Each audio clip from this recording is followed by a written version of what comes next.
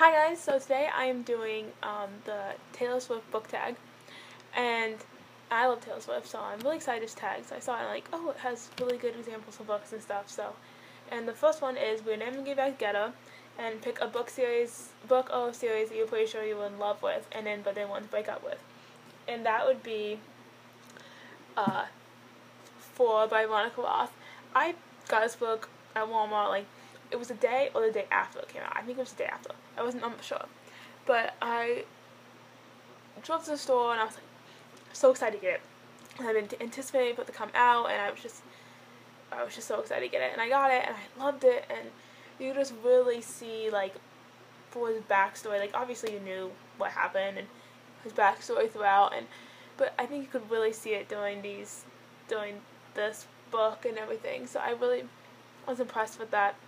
And I read it and I was like in love with it, but you just like with his whole backstory, because he's such a sad background, that it was like sad, and you just like felt that emotional connection with it. And I definitely felt that when I read it, and I got done, I was like, oh, I just felt so much more than I did in other books. So I really like this book though. I've read it twice now, and it's definitely worth a read. And so if anyone hasn't read Monica Roth 4, be sure to check it out if you love that version.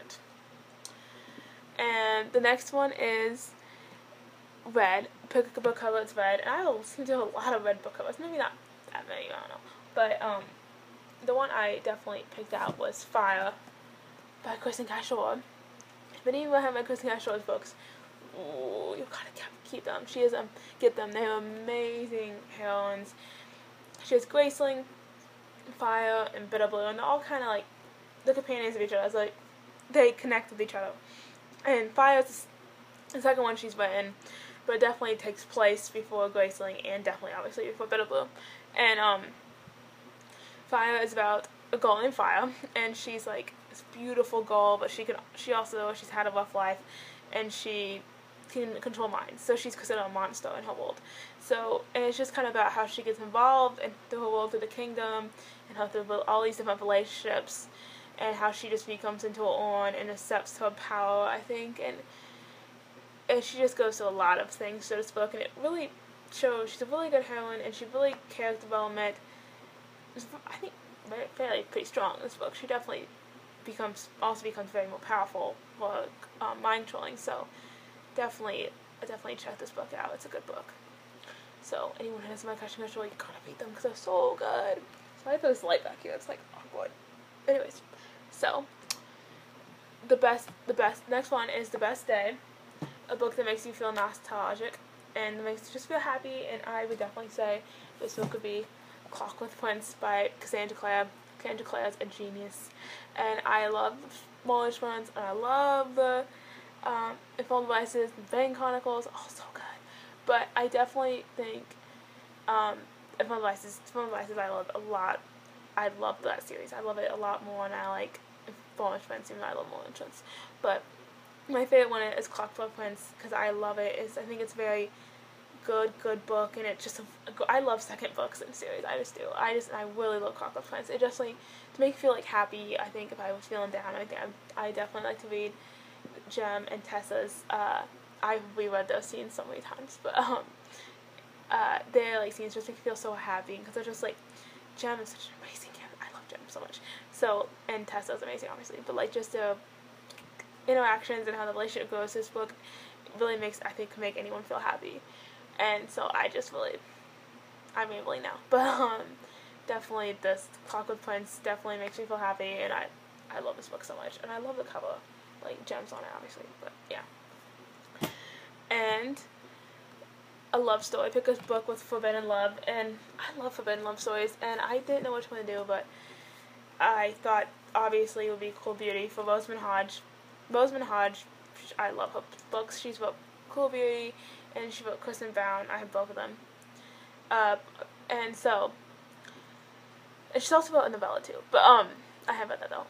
But Cool Beauty is it's about this girl, main girl is named Nyx, and she's, very fiery and stuff, and she goes and she has to go marry the Gentle Lord, which is the evil man of the kingdom, and she meets him, they get married, and she marries him, and then she meets him, and she's supposed to kill him, but she ended up falling in love with him, and obviously, but it's just ultimate forbidden love, and I just love this whole forbidden love story. I love that they're just like, I don't know, I just love it. It's just so good, and it just like takes you to a whirlwind of a love story, and I just really like it, and I think anyone should read it if they love forbidden love, because this definitely represents a great forbidden love story.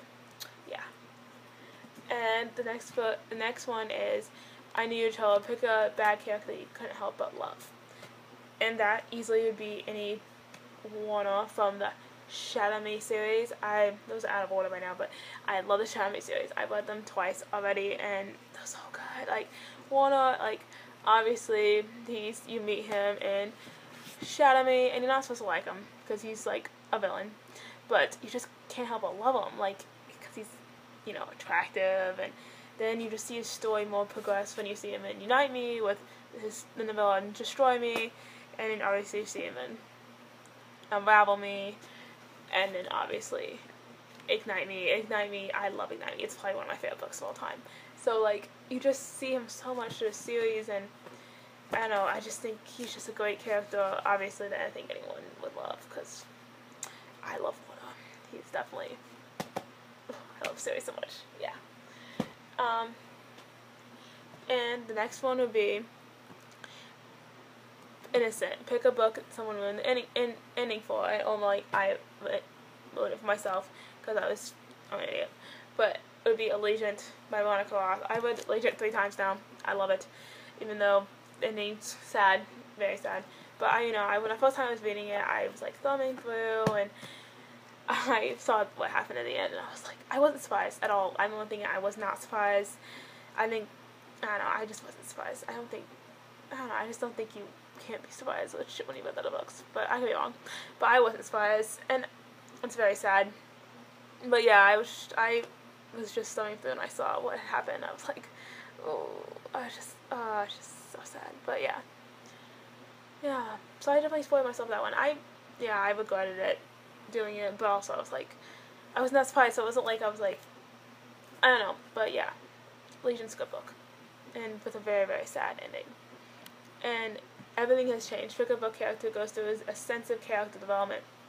And I know I'm doing a repeat, but I can't think of anyone else who went through that much development, and that would be Juliet from the Shadow Me trilogy, and I guess she's not, and but when you first meet her in Shadow Me, she's just kind of like on the edge of insanity, and she just kind of like, it's almost going insane, and but she has this like super, and she like the Shadow Me trilogy is like a superhero dystopian, which I love superheroes and I love dystopian books, so it was like a perfect combination.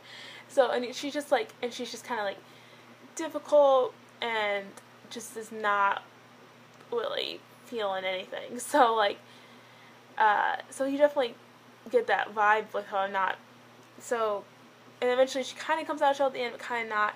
And in Unravel Me, it's still kind of the same thing. She's still kind of like not feeling anything. She's still trying to get away. And then finally, in Ignite Me, she comes through and becomes the character you just always have wanted her to be, and the character she's meant to be. So, and she just went so much character development, and I love this trilogy so much. Just so good, and you get the backstory, and you Ignite Me, and just such good books. By Tara Murphy, genius author. I've already seen all these books 2 times twice already. They're so good.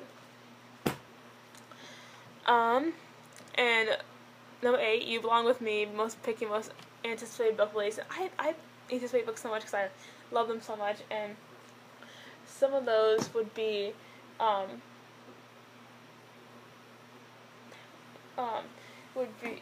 these. I cannot decide which one I pick. I cannot decide which one I should do, but one of them would be, I love Sarah J. Maas's books, but one of them would be Heir of Fire. I was so excited for Heir of Fire to come out, and Queen of Shadows I'm anticipating even more. I cannot wait for it to come out. And Heir of Fire, I had band practice. I had practice, cross-country practice after school, and I went home to eat, and I had to go back for band practice at night, or color guard, but I was in band. But it was still called band practice. So I was going, and I had to stop and get it, because someone had to buy books at my grandma's house. So I had to stop and get it. Like, I went in and got it, and came back, and my sister was like, why do you have to stop right now? And I was like, I have to get it. And I did, and I love Heir of Fire. It was definitely worth the rush and the wait. Oh, it was so good. I love Sarah Damas's book, and Air of Fire was such a great book. And I've read it twice now, and I'm going to go for a third when Clear Shadows come out to read the whole series. And another one I could not wait to come out, I could not do this down, would be The Air by Kiera Cass. The selection is like my true love. So when I heard she was doing another one, I was like so excited, but also so nervous because it was like this like spin-off like a dead kid. And I read like literally within like less than 24 hours, I think, and it was so good. I love The Air. And then another one I just finished was The Hot Betrayal. I finished about a week ago. The sequel to Kiss of Deception. I love Kiss of Deception, so I just could not wait for the second one, especially with that cliffhanger. And so I read this one, I was like, yes, so happy, so happy, so happy. So these three, I could literally not pick which one. I still have more. I'm like, oh, I don't know, but yeah. Anticipation is awful. And number 9, Forever and Always. Pick your favorite couple. I can't decide on this one. I literally am so. I cannot decide which one. And so one of them would definitely be